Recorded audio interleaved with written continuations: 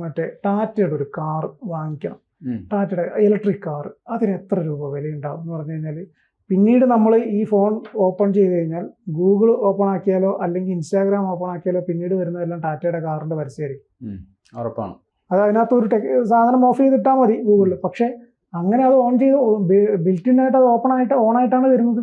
നമ്മൾ സാധാരണക്കാരനാണ്. മാത്രമല്ല, നമ്മൾ ഫോണിൽ ഓരോ ആപ്ലിക്കേഷൻസ് ഉപയോഗിക്കുമ്പോൾ അവർ നമ്മളോട് കുറെ പെർമിഷൻ ചോദിക്കും. നമ്മളത് ഉപയോഗിക്കാനുള്ള ജാഗ്രതയിൽ പെട്ടെന്ന് എല്ലാം ഓക്കെയും കൊടുക്കും. അതെ. പക്ഷെ നമ്മുടെ അടിയാധാരം വരെ ആയിരിക്കും മാന്തിക്കൊണ്ട് പോവുക. അതെ. അപ്പം ചുരുക്കി പറഞ്ഞു കഴിഞ്ഞാൽ നമ്മൾ ഉപയോഗിക്കുന്ന മൊബൈൽ ഫോൺ എന്ന് പറഞ്ഞാൽ നമ്മുടെ ശത്രുവാണ്.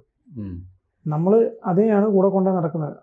ഞാൻ നേരത്തെ പറഞ്ഞതുപോലെ തന്നെ നമ്മുടെ ബാങ്ക് ഡീറ്റെയിൽസ് ഉണ്ടാവും ആ മൊബൈലിനകത്ത്, നമ്മളെ പാൻ കാർഡ് ഡീറ്റെയിൽസ് ഉണ്ടാവും, ആധാർ ഡീറ്റെയിൽസ് ഉണ്ടാവും, നമ്മളെ കംപ്ലീറ്റ് A to Z കാര്യങ്ങൾ അറിയാവുന്ന ഒരു ആളാണ് ഈ മൊബൈൽ ഫോൺ എന്ന് പറയുന്നത്. അപ്പോൾ ഒന്നുകിൽ ആ മൊബൈൽ ഫോണിലെ കംപ്ലീറ്റ് ഡീറ്റെയിൽസും വേറൊരാൾക്ക് വളരെ സുഗമമായിട്ട് എടുക്കാൻ പറ്റുന്ന അത്രയും സോഫ്റ്റ്വെയറുകളും ടെക്നോളജികളും വളർന്നിട്ടുണ്ട്.